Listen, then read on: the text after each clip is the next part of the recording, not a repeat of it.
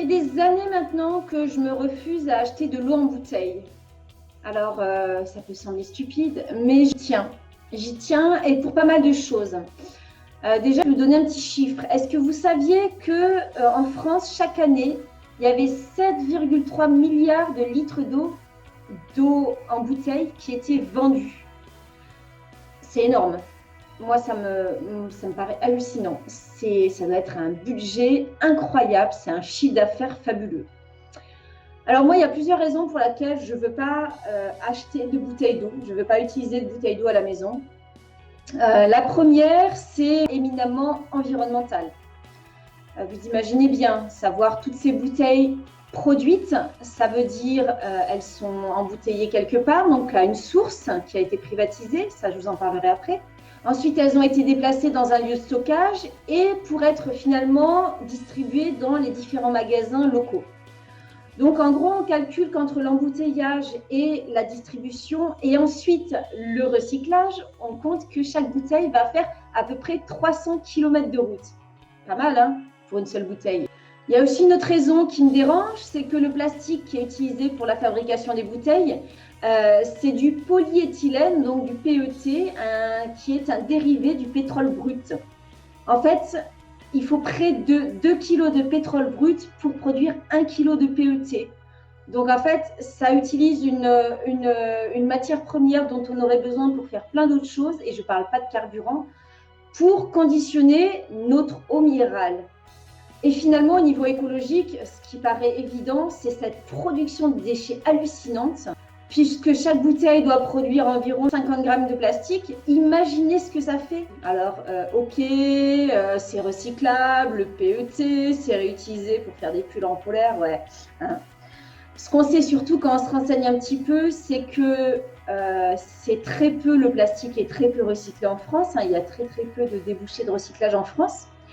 Mais ensuite, que souvent ça part avec des gros cargos sur des gros cargos antédiluviens, donc bon, on ne sait pas s'ils ne vont pas plonger en cours de route au milieu de l'océan Atlantique ou Pacifique, pour rejoindre en général l'Asie, donc l'Inde, le Pakistan, la Chine, où le recyclage se fait parfois de façon extrêmement artisanale.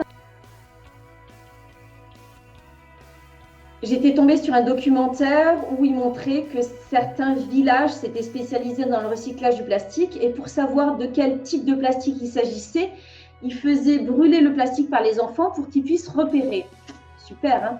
Et ensuite, c'était fait dans des arrière-cours boueuses. Enfin, bon, je ne vous dis pas le problème environnemental et sanitaire derrière.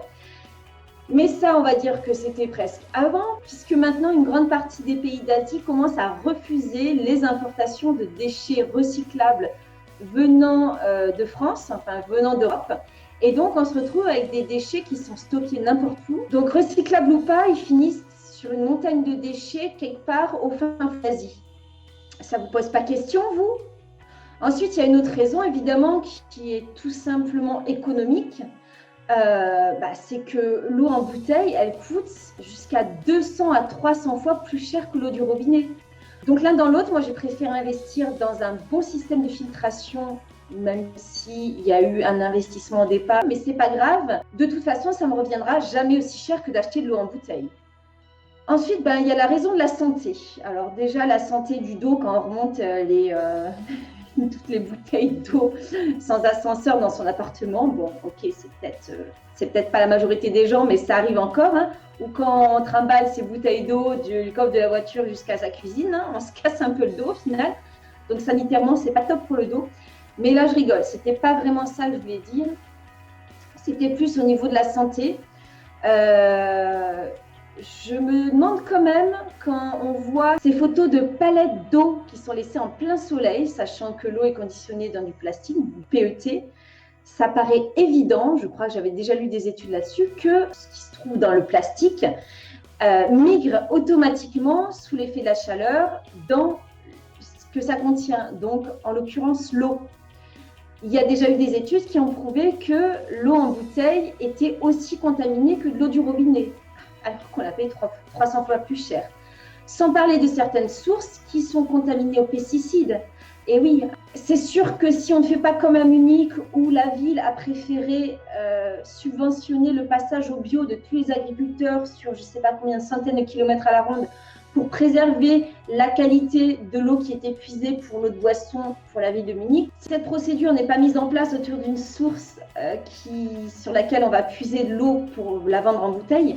Il y a de grandes chances que l'eau contienne entre autres des pesticides. Ça paraît logique. Et je ne suis pas sûre qu'il y ait beaucoup de sources qui protègent ces alentours de l'utilisation de pesticides, herbicides et autres cides agréables en agriculture. Alors effectivement, l'eau du robinet aussi contient des pesticides, contient des hormones, des restes de médicaments, plein de choses. C'est pour ça que je vous conseille fortement, dans ce cas-là, d'investir dans une filtration très très efficace, comme un osmoseur inverse où l'eau est poussée à travers des membranes de plus en plus fines et ne laisse passer en fait que la molécule d'eau. Donc là, vous êtes sûr d'avoir une eau qui, en plus d'être très pure en goût, est totalement exempte de médicaments, d'herbicides, de pesticides, d'hormones, de synthèse, de quoi que ce soit. Là, vous êtes sûr d'avoir quelque chose de très très bien. Et finalement, la raison pour laquelle je ne souhaite pas acheter d'eau en bouteille est également éminemment politique. C'est que la plupart des eaux en bouteille commencent à appartenir à des consortiums de plus en plus gros, ce qu'on appelle des multinationales en langage courant. Et quand toutes les sources seront privatisées, toutes ces sources auxquelles les gens avaient accès avant, où ils allaient chercher leur eau, quand toutes ces sources seront privatisées, qu'est-ce qu'on fera? Combien coûtera l'eau en bouteille?